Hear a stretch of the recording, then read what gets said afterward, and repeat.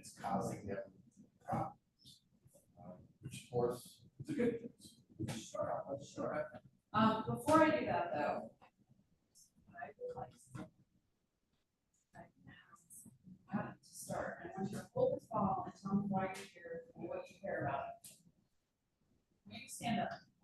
Get some blood flowing. I was going to suggest the same thing. Do you think this activity could lend itself better outside in space where people would snack together? Oh, you guys want to take a break? At the same time? So I don't know how people are taking a break. You guys are good. We push through and we maybe add 15 minutes early and then. Probably. Alright. Go on. Lightning round.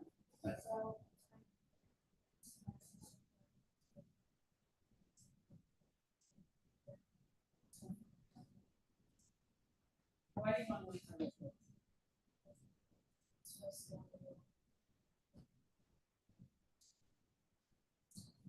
What do you think for fun?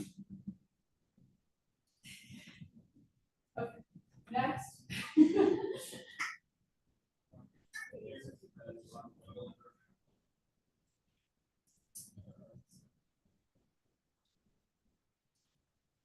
So you want oil truck to stay local. That's your reason. Okay.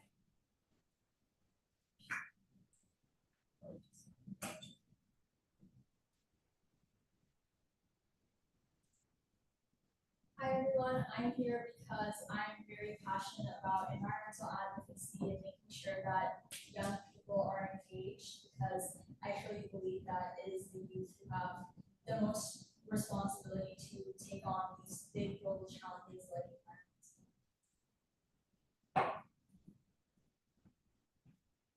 I mean, frankly, I'm here because, like, for me, I think looking into the future, I think it's more important for us as the youth to like take challenges because we actually have to live in the future. So to make sure that that future stays environmentally sustainable and it's going to be like a healthy, a good future for us is important because we actually have to live in this future for decades and decades to come. So taking care of that is important to me.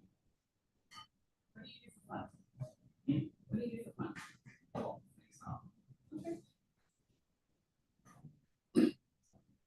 I'm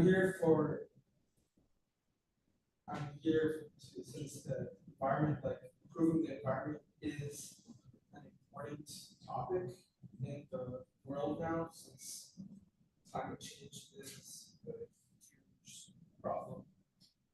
And meeting like more people helps like make the issues more like widespread, let's say. Yeah. You guys all ransom students? No, go. That's all. All private schools. Yes. No. No. No. I'm here, as we probably all are, because we care about the environment. I think that, it's really important to learn how to advocate for yourself in times changing as this. And we only have one Earth, so we should learn how to take care of our environment. It's about the things that we are kind of having help in our. I'm here because I think that environmental advocacy is something that's often overlooked when people are doing projects. And when I think about what I want to do for my future family and future generations, I not only want to make this like a better world for myself, but I want to make sure that people in the future are well prepared and will be as vast in positions as well.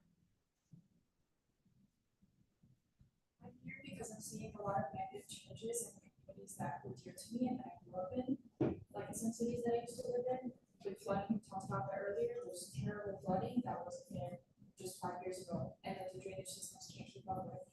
And I'm here because I want to make a change and I want to preserve what was, very distant in the past.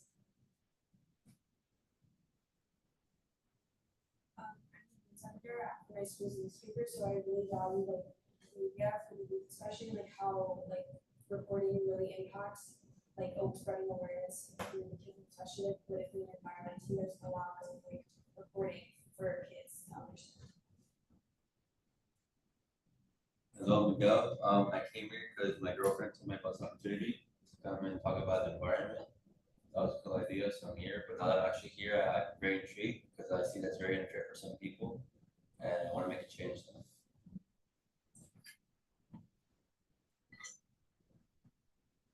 Hi everybody, similar to Zara, I'm really interested in debate and sort of climate advocacy, and I'm here because in our sort of debates, we don't actually touch upon topics that are really prevalent to our communities and issues that we see on a day-to-day basis. And I think that sort of programs like this one can help us see these negative aspects of our life and put them into practice and debate the issues that are actually around us.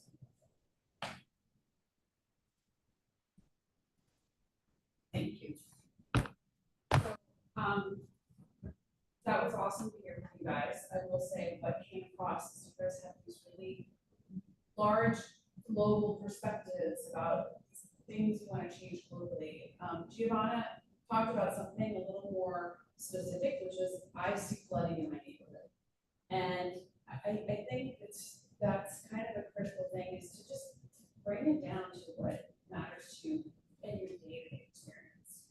You may like to play video games, great, but there may be things that you enjoy doing outside too. Maybe you like bike riding, or you like to play sports, or you like to go to the beach, but you don't want to see all that sargassum, which is proliferating because the ocean's so much hotter. So you go to the beach and it smells, and you can't walk through it, or it's too hot to play football or soccer because of extreme heat, and these are hazards. So I'm going to pivot slightly from the incinerator because I am doing that effort as well. But this is the Clean Energy 2030 report by Miami-Dade schools, and this came about because of kids just like you. Started at Mass Academy, where the students picked from 5 key areas, improving their schools, and they realized that the bus emissions were 10 times higher than what the EPA standards allowed. And a student in 7th grade, she just had a little syringe tube, and she measured the emissions, and she found, realized what was happening. She made a science project out of it, went to Tallahassee, and she went to the school board and she said, we have a problem, right? We have this emissions issue, but I have a solution for you. And that at the time, it was the Volkswagen settlement money. And she said, we can get buses. And the transportation department said, we don't want change. Inertia is a really big problem in all of these political changes. And it's not even a money issue, because you can pivot towards other ways of doing business. It doesn't cost money, but it's the inertia that slows things down. So I agree, it's overblown, right? That it's inertia, I think, is a really big part of it. So your energy and the things you care about day to day, you go to the beach, you like to be outside. It's as simple as that. Like, my day-to-day enjoyment of being outside is being impacted. So our students, that was the first thing. So then Miami-Dade, because of this effort by students to create a resolution that the school board passed. And that's the thing, do what you can where you are with what you've got. So focus on your schools. Is Ransom Everglades composting? I don't think so. Is Ransom Everglades, has Gulliver, replaced plastic with stainless steel cutlery? Are they offering, bottle in aluminum instead of plastic when they have events? It's just those simple nudges, because that gives you a lot more credibility that you're walking the talk in your own schools. So because of this effort, there was $19 million dedicated to electric school buses.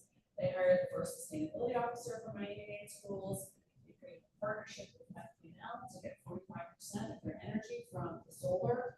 So your voices absolutely make a difference together with the inertia. And as far as the incinerator, we had our students show up at the Congregational Church, and they said, look, if we can compost school food waste, we can eliminate the need, or certainly reduce the need, for the size of this incinerator. It's going to be the largest one in America, and people are showing up, and it's freaking out politicians because they're not used to hearing from you. Anybody know when they have county meetings? These county meetings, does anybody know when it happens? Yes. When do they? No, you go ahead, tell. Oh, well, what do you guys think? Is it on a Saturday?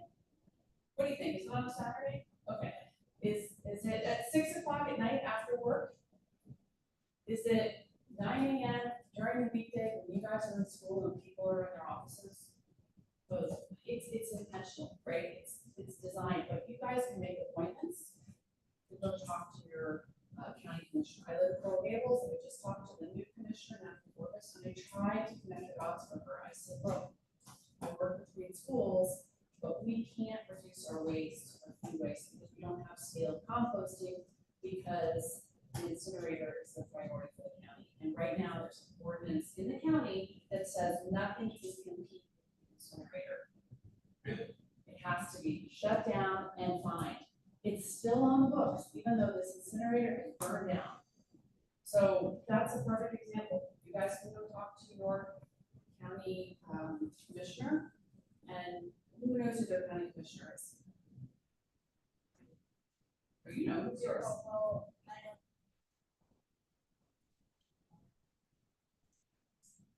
So that's Coral Gables. They don't decide about the incinerator. It's gonna be the county. So your county commissioner is probably Natalie Orvis or Raquel Regalado. Raquel Regalado is into composting. Go talk to Raquel Regalado. Say, hey, because right now they're trying to draft new composting regulations so they can reduce the need for incinerator.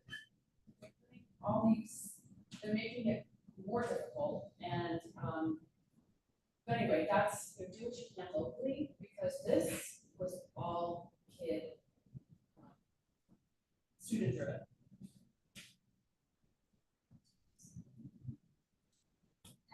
Any more questions? Thank you. This is so interesting to see, sort of two sides of it. That there is, yes, these are big issues. Sometimes you might think there's nothing you can do, but then to see that, yes, we can. So it's good to hear both sides of it, that problems are big, but you can still make these small steps towards them. So your Saturday might not be completely wasted, as I have a question, sorry. For the incinerator, you said, who like votes on whether it should still be in play or not? The county commissioners. And then our mayor can People or veto it or not. Sorry. how many people? 13 commissioners. And those strictly decide what happens with it. Yes. Yes, I mean, it's their job to basically run the county. They hire people to help them. They set along with the mayor. Yes. So just quick thing, the county deals with transportation, waste, and animal control. Because I've been out there and I've heard people talk about the stray cats. Like, there people are crazy about cats. They're so worried about cats. And I went to one. So sorry, go ahead. It's not Giovanni. No, you just mentioned that the mayor could, is there any way to override that? Is there any way to just- Well, I think, yeah, they can, a majority can override. In fact, it's kind of interesting and it's a little cringy, but, they were moving forward with the incinerator and they got a lot of pushback from the environmental community and highlighting, wait a minute, they're being sold that this is a great solution and we produce twice as much waste as, other communities, but we haven't tried what I would call human engineering. We haven't tried anything for behavioral change. Like in communities where you get a bag that you fill up and you pay for your trash. And that incentivizes people like, oh, maybe I won't buy the big bulk packaging. Or maybe I'll make sure to get something that can be recycled, because you don't get charged for recycling your compost, you get charged for your trash. And that has the same impact. You can reduce the amount of trash 40% by just implementing behavior changes. So anyway, fast forward, the environmental community was highlighting it. Who's the newscaster that does the Don't Trash My Treasure? Louis Fury. He was doing a lot of news airtime and featuring kids and solutions.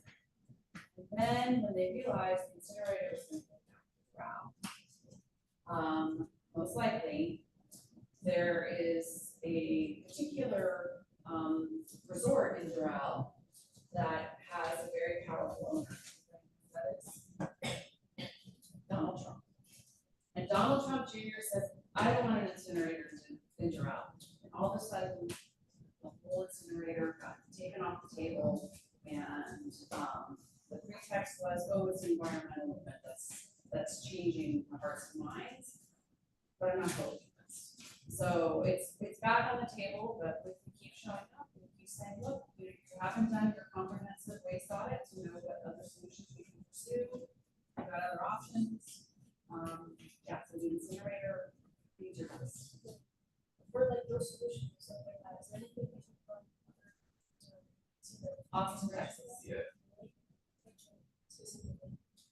Like you do Please, compost? Tony, you know, Yeah, you know this better than I. Composting, 40% of what is going into landfill is organic material. So how does your system run that? It's from a field where it's supposed to compost from your own.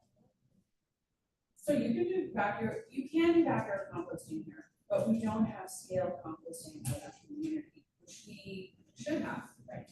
You can have, there are all these little mom and pop operators, there's Compost for Life, Renewables, Fertile Worm, Earth Farm, they have drop off at Pinecrest Gardens. There are other places you can bring your compost.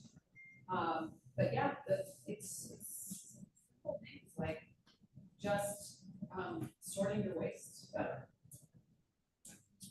All of you are internet savvy, you can find this all on the internet. Austin, city, size, generates roughly, used to generate roughly the same amount of damage. Instead of building an incinerator, they chose to try to move towards zero waste. And they're moving in that direction, and there are a lot of people out there with all kinds of wonderful things about all these great steps to find.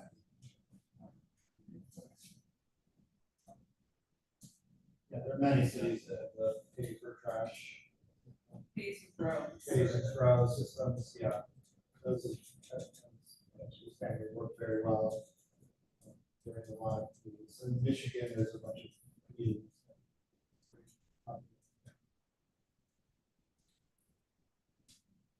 So this record, these various policies that are being drafted to help environmental issues, what's the actual process of getting those to become a law, either the state government or?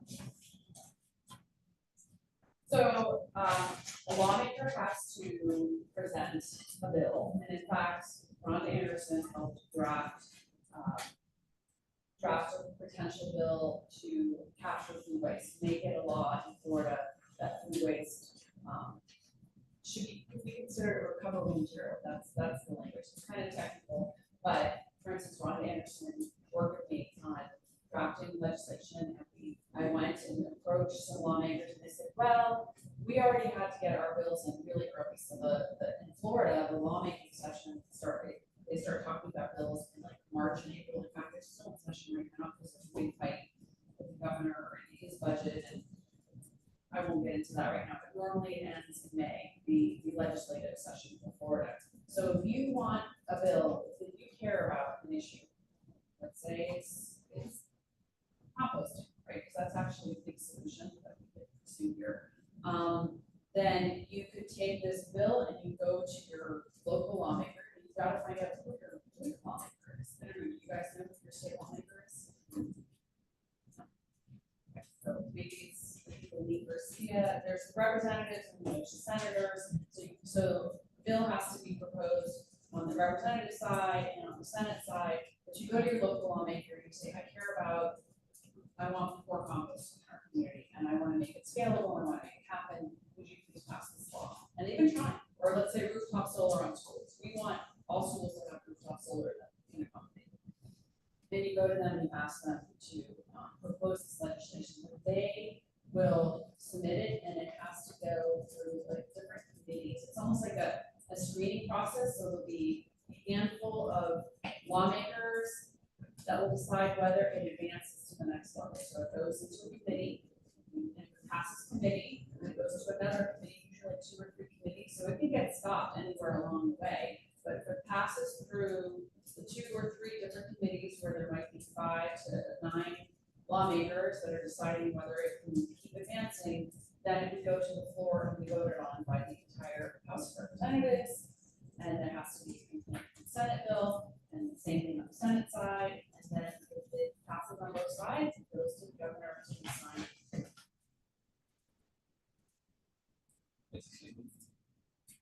But if the science is so clear and they know that this will work, and the only reason why it don't is because of money, how is that fair?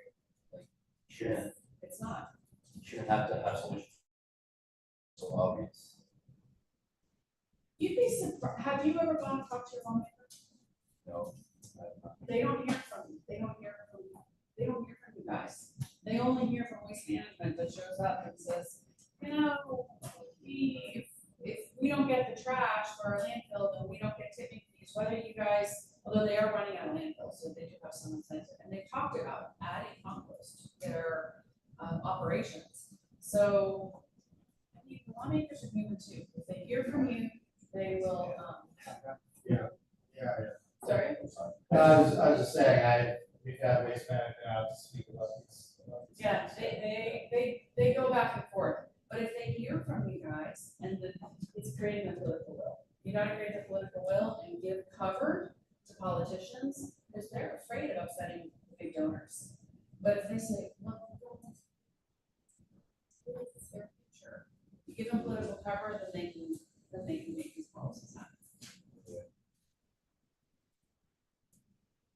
So like, I was just saying, sometimes you have to create the win-wins situations. There's a good example of that, where you say, okay, here's a problem with air quality on school buses, and here's the solution that makes sense, doesn't bankrupt the government, and doesn't cause problems for the local industry and stuff like that. The more you can put it into a win-win situation, the more likely it is to perform. And at the end, it's still a conflict. It may be one company versus a whole huge group of people, but it's still a conflict, and the legislature prefers not to get involved in conflicting situations. But if there's a win-win, then they're happy to take credit for that, right? So, a lot of it is trying to figure out how to propose this legislation so that everyone comes out okay, right? Even putting, making people pay for trash, right? Again, that's not gonna make every household happy, right? Now they have to pay for something that they didn't have to pay for before, right? Some people might not want to compost, right? So it's be hard sometimes to put it in a way where everybody's happy, right? But that can be done a lot of times. So it's What would you pay for it?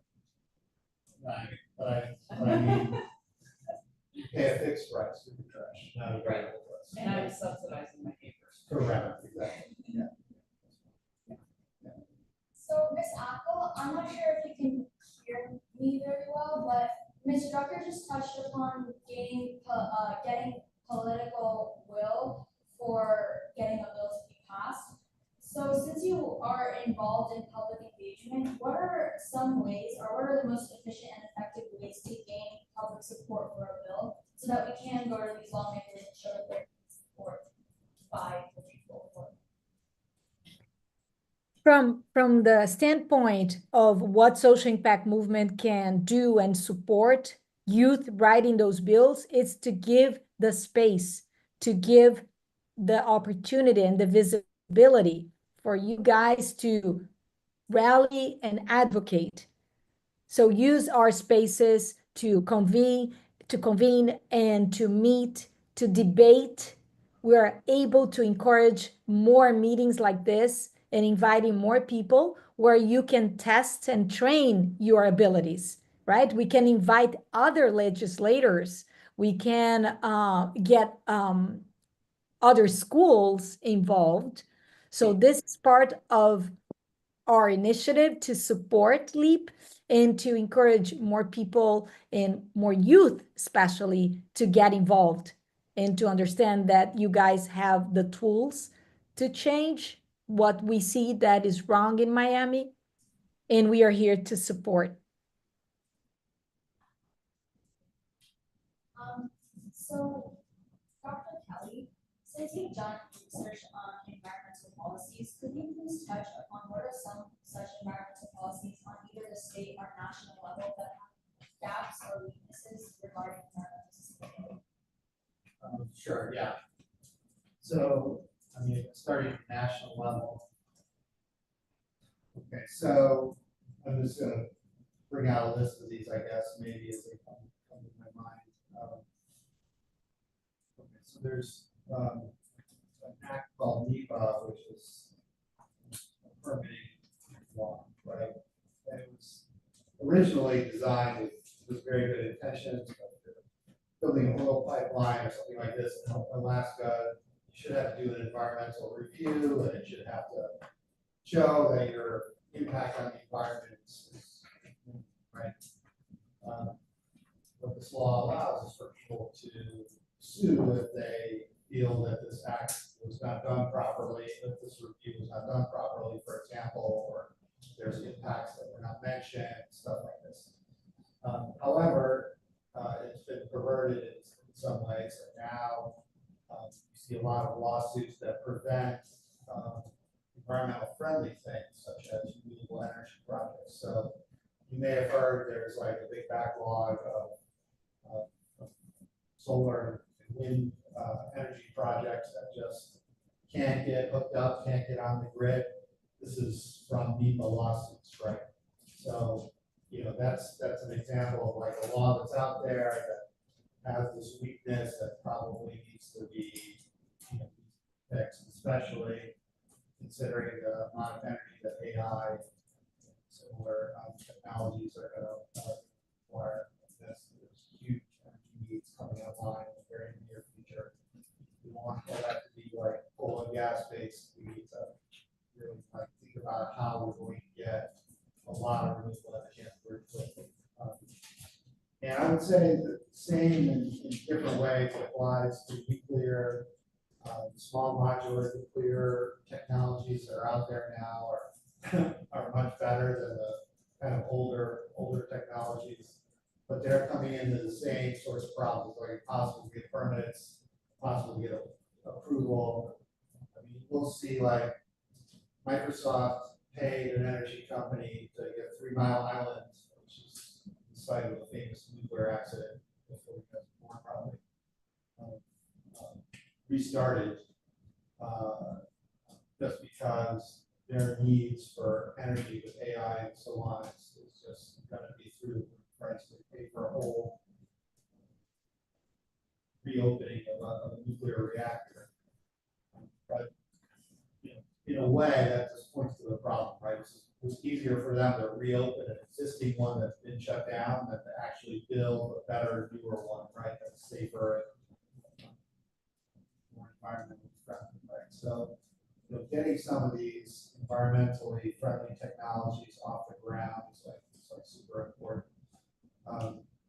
You know, I would say that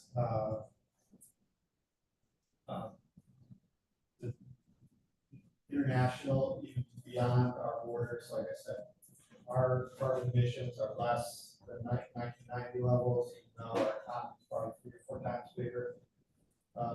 Yet world emissions are still going up, right? Because a lot of it's happening now in developing countries. So you see things like in Europe where they're doing border adjustment taxes, where they're taxing carbon content of goods coming in from overseas.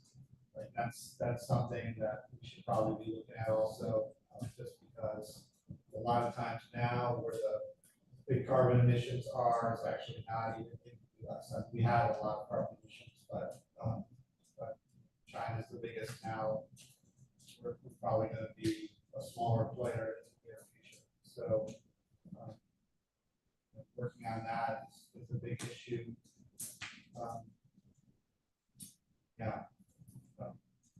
But more than that, I would say putting a price on carbon is super important, much more than saying, okay, I'm going to ban gas stoves and people switch to electric, which are powered by natural gas reactors, right?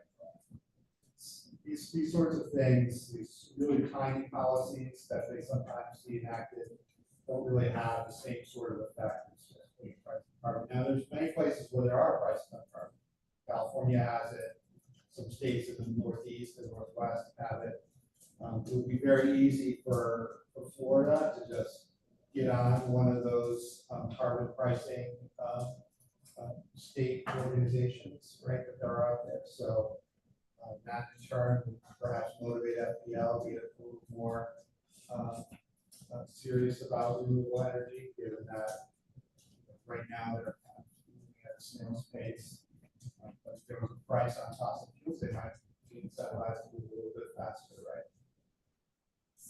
So I'm aware one of the bigger deterrents towards having a carbon tax, at least on a national level, is the idea of companies offshoring. Is that seen in those states where you mentioned with California? Yeah, so again, like I said before, that problem is a little bit overrated. I think there's been lots of studies of this, and they found those effects to be pretty small. Not that it never happens, but it's small, right? But in any event, like I said, you have to do it properly, right? You combine it with the border adjustment tax, that taxes the carbon content of goods coming into the country, that kind of utilizes that problem. Again, you don't want this burden to fall all on low income people, right? So rebating back some of the tax revenue to low income households means that they're not paying the cost of this, right? The higher energy prices unfortunately affects poor households who energy is a big part of their expenditures relative to wealthy households, right? So generally a smaller part of the wealthy household expenditures. So you have to do it right,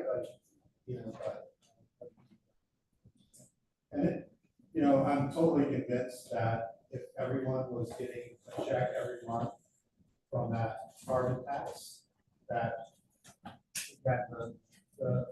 there'd be much less angst about it, right?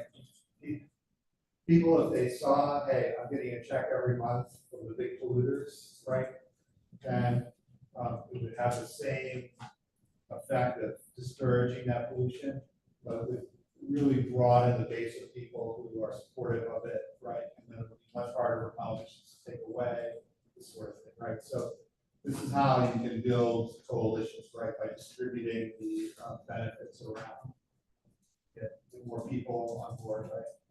The Everglades Foundation, we're working on a study now that looks at how property values are affected by bad water quality and algae blooms and stuff like that. That's something I'm working on.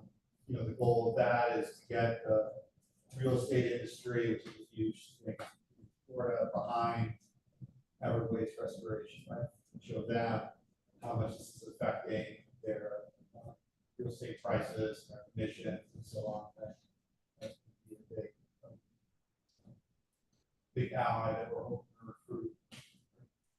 So this is how you do it. You have to show people how they're affected, show the benefits, show how those, design the legislation so it's distributed so that people can benefit from it directly. And like I said, it's not like it's never been done, right? We have the price of carbon in California, Canada, Washington State, Europe has an ETS system, right? Lots of people have done it, so there's no reason why it can't be done. And in those areas where it has been done, have we seen that companies tend to push prices onto the consumers? Yeah. Companies will push those prices onto the consumers. Absolutely. Energy prices are really expensive in California, but I think it's still there. But to some extent, that's a feature, not a bug, right? You want to, again, the energy prices have to be high to discourage people from, constantly. It's the same with the trash, right? There's no extra cost for throwing your trash out, then people are going to throw away a lot of extra trash. They're not going to bother with something hard like composting or For companies that are, for example, producing a product and selling it to consumers, do they push those costs that are being raised when the taxes are being raised for their energy costs for buying products? Okay, so that is a little bit trickier of a question.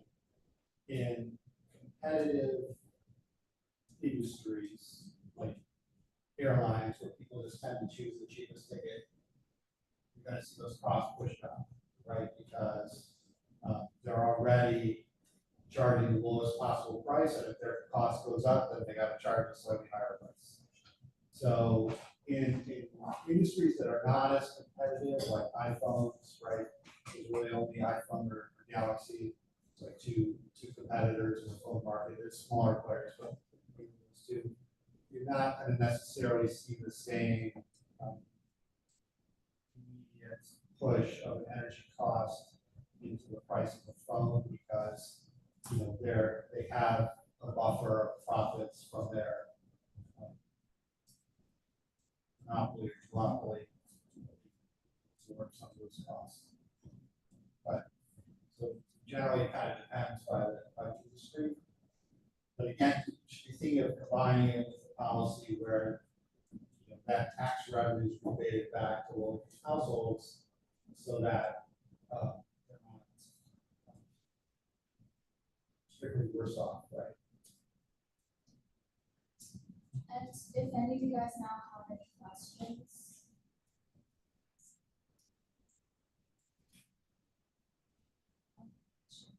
I didn't really need the context that you mentioned, but would it be better to just make it approach to everything, or maybe just certain industries? Right, so you want to apply it as broadly as possible. The reason is because it's very hard for the government to tell where it's easy to reduce emissions and where it's hard, right? And it may vary by individual, right? For me, it's easy for me to bike to work, right? I like doing it. It's not really a big burden to me. For other people, it'll be impossible, right? And so, if you say, hey, I'm gonna ban driving to work, right? That's something that would be very hard for some people to do. But if you put a tax on carbon, then okay, if it's easy for me to bike to work, you know what? I'm gonna bike to work so I don't have to pay this carbon tax, right? It's hard for me, then I'll suck it up and pay the tax, right? So in this way, if you apply it as broadly as possible, then you give every firm, every industry, every consumer the most flexibility to reduce emissions in whatever way they find easiest, right? But your point is good, because in a lot of countries they exempt industries that are powerful from the carbon pricing, and kind of like loses its effectiveness, right? If you start doing these exemptions, which happens even in Europe, it happens, right? They're exempt industries in Europe. So I have another question about the carbon pricing. So what do you think is an ideal price to put on carbon? Where do you think that number would fall? Because multiple countries have different. Well, I can tell you that I do also work on this, actually. So this is a great question, I will have to say. So the EPA did a study, and they included things like sea level rise, like heat effect. Actually, heat is nationwide a much worse impact than even sea level rise, right? Especially not only the deaths from people being outdoors, outdoor workers, loss of productivity every time you take a break, that kind of slows down the production. That adds up nationwide to a huge amount of money, right? And you kind of add all these up, all the viruses that are more prevalent when it's hotter, pollen, there's pollen. There's like 40 categories and then many subcategories, right? And so the EPA has done all this, and then they came up with a number, and that number, let's just call it like about $50 per ton, right? A number that might seem even small, because a ton of carbon is actually not that much. Gallon of gasoline burns a significant amount of carbon. But now there are many assumptions, right? For example, you want to include the benefits to people in other countries. Other people, other countries are going to benefit from reduced carbon. You start doing that, you get up over $150 a ton. You want to include co-benefits. If you're reducing carbon, you're making air quality better, typically, which has its own set of benefits, right? You want to include those, $200 a ton, right? How do you want to weight the future generation? If we don't care about our kids, maybe get down to like $10 a ton. That's something Trump wanted to do in his first term. Yeah, we don't want to weight the future that much, right? Future generation. So, there's assumptions, right? And the EPA, they're very good about, you can put it on the website, they'll list all their assumptions, you pick your own number. But the one that they tend to use is around $50 a ton right now. I have a question about, I know we spoke a lot about how the economics and environment can work together very well. It's not as big a problem as most people can see. But I was gonna ask about the types of groups that are people that live check to check. They in their perspective, paying more to support the environment in the future just is not worth it because they are just trying to get by. Maybe they don't have a future generation to think about. Maybe they're just in an older state. How would you approach them into making them really care about this matter? Yeah, first, there's the issue of paying for it, but then there's the issue of who's being harmed as well. And, as well, the poor tend to be disproportionately harmed by flooding, by sea level rise, by outdoor heat when they're at work, because they tend to work outdoors more often, right? So they are disproportionately harmed in the start, right?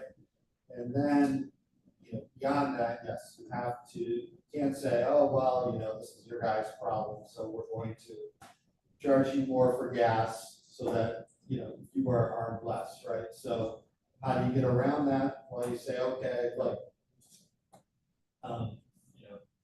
we want to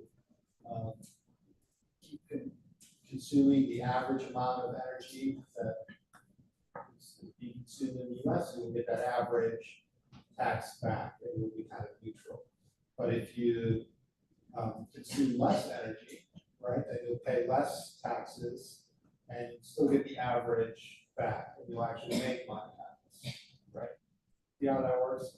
Right, so in this way, if you're getting that rebate back, especially because that rebate's based on the average income for the whole US, which is like 75,000, right? So somebody making 75,000 is consuming a lot more energy than somebody making 25,000, right? And so most of those people will be getting way more back than they're putting in, right? And that's how you solve that problem. But I think it's super important to know that people are being disproportionately harmed as well. Regarding sort of the blanket tax, how do you sort of address, it's my question, I guess, sort of the minority groups, even taking this example right here, sort of the people in Overtown, obviously they drive a little bit further, they have further commutes to actually get to work. So would you say that a solution to that is just developing more mass transit or something along those lines, or? Yeah, the mass transit situation is a lot of improvement here in Miami, that's for sure. So I'm all in favor of that. But again, I will say that somebody with an income level of Overtown is probably consuming far less energy than the average Four Gables person, right? With a 3-bedroom house and air conditioning that's set at some very low level typically, right?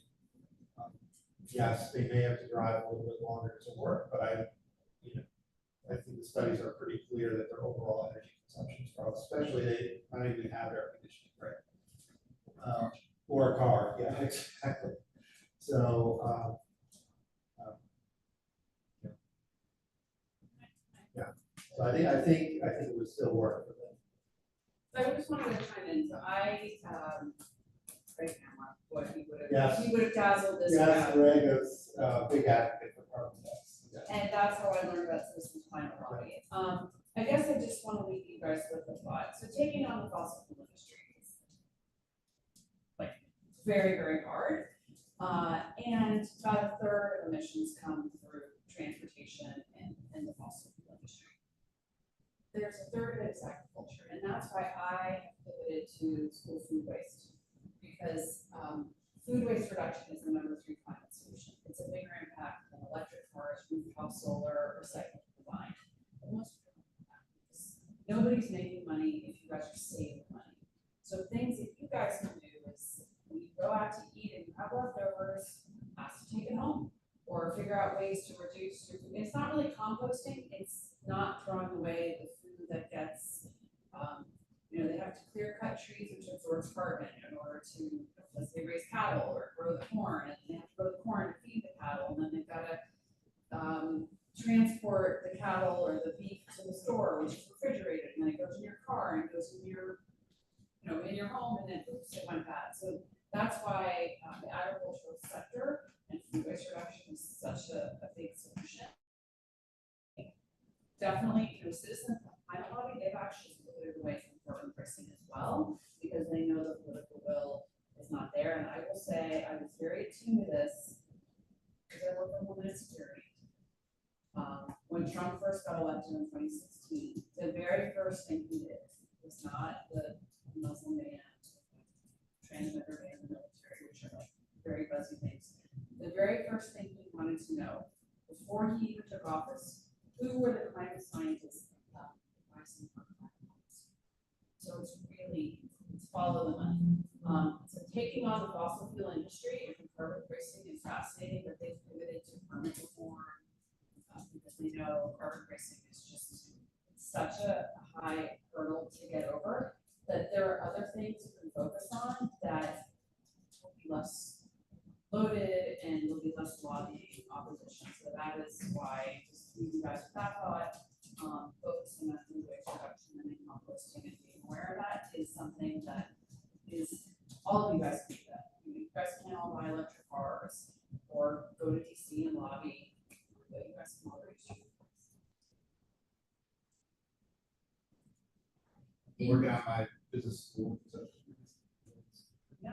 Well, Teddy's awesome. Teddy's awesome. Race to Zero Waste, they do a tour. Thank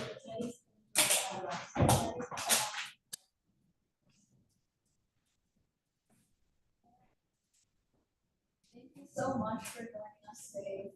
Your insight was truly valuable. I'm sure we all here learned a lot from everything you guys have to say. We do have snacks outside if anyone wants anything. And I'm pretty sure you don't have any more questions. Thanks, Vicky. A quick question to the speakers. In case any of these kids want to reach out to you, I hope you would be okay with that, or should we tell them, no, this is it? That's fine. Thank you all very much. You've got all our contact. I have your contact, thank you. Thank you so much.